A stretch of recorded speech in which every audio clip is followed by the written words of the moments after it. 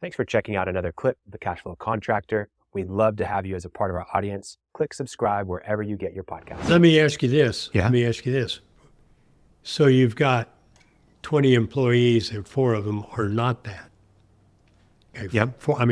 16 of them or 15, say whatever. Yeah. They're doing the extra, they're smiling, and you've got these 5 other people. What are you going to do with them? Great question. Depends on where I'm at, but I would be looking to replace them as quickly as possible. Right. I think the hard part is, and this goes back to another topic of like, do you promote for performance or do you promote for potential? And I think the problem sometimes with promoting for performance is sometimes the performance is just the bare minimum, but they did check all the boxes, and so they get this promotion to be a lead or to whatever it is, and now all of a sudden they're leading other people and showing that this is what we do. You know? What you're hitting on right there is the difference. People say, I don't want to go corporate. Yeah. I don't want to go into the corporate world. It's what they're talking about. In small business, there is more human, which is more sloppy, because there's this and that. When the corporate world, you check all the boxes, which isn't what you want. The company does not want you to check a box. They can do that. They want what that stands for. Exactly. But you can figure out a way to check the boxes, and then you wind, the conniving, scheming, calculating guys wind up in leadership roles, and everybody's unhappy, and they're talking about jerks. So, yeah, that's the difference between being in small business and corporate world. Yeah. Well, and I think that's where, that we've all had one of those employees that is just starting out and we're in love with them.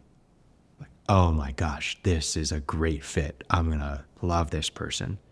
But then we slow play them into giving them the opportunities to lead a team, to do more inside the company because they're entry level or because they just started. And we have someone here who's been here for 7 years, and, we are almost promoting based on seniority at a certain point, not even performance, just on tenure. And that's where you get into a real problem where, man, if you recognize someone that has that great character and you can really train them up and they want more responsibility, promote them on their potential, right? That's who you want people looking up to, not the person that's just been there 7 years but doesn't actually do what you want them to be doing. But they do enough to get by and to, it would be such a challenge to let go of that person because of the institutional knowledge they have. And I would have to take over payroll again, and I'd have to work on these permits again, and they know how to do that stuff, and I don't want to train on that. And yeah, that's painful to have to do that again, but they're hurting your culture, and they're setting expectations for the people that you hire that, hey, if I just do what so-and-so is doing, then I'm going to continue on, and I'm going to be here for 7 years and get that much pay, and et cetera, et cetera. I'll just ask you the question because it comes up.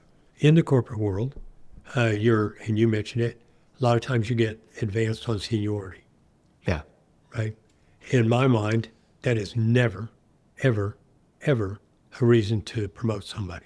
Oh, I've seen it. I know companies of course they do it. They don't. They default to that. And not corporate, small business. This guy has only been here 2 years. They've been here 15. The guy who's been here 2 years is really, really good at. Everybody likes them. They get along. The customers, they work extra. They smile. And how do you explain that to the guy who's been there for 20 years? He's a sourpuss. He's been there. He shows up all the time, but he just does the same thing over and over. No contribution to, innovation or change. No contribution. How do you tell them? And I have my theory on what I do. Yeah. How do you do that? Because that's going to cause a problem. Yeah. I've been here 20 years and that young buck got my job. Yeah. One, when you delay difficult conversations, they accrue interest.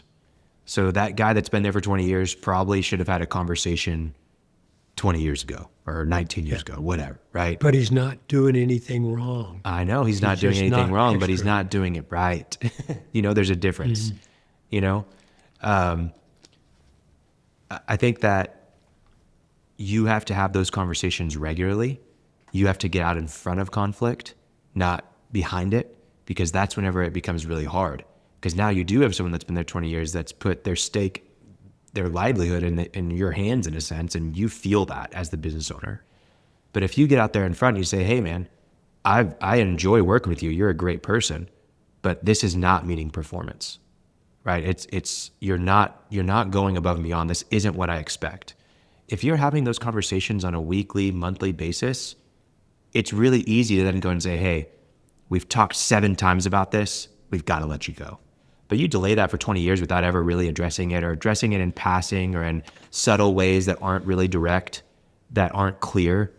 Yeah, it's going to be really hard and you're going to feel bad. Thanks for checking out a clip from the Cashflow Contractor. We have full episodes where we go deep on topics that help you grow a construction business that runs without you, so you can have less stress, more time, more money. Now, we've got other videos, other clips, but if you want to check out the full episode for this clip, you can click wherever our editor put it. It might be here, it might be there, it might be over my face, I don't know. But thank you for checking us out. We'd love to have you as a part of our audience. So subscribe or check out a full episode wherever you get podcasts.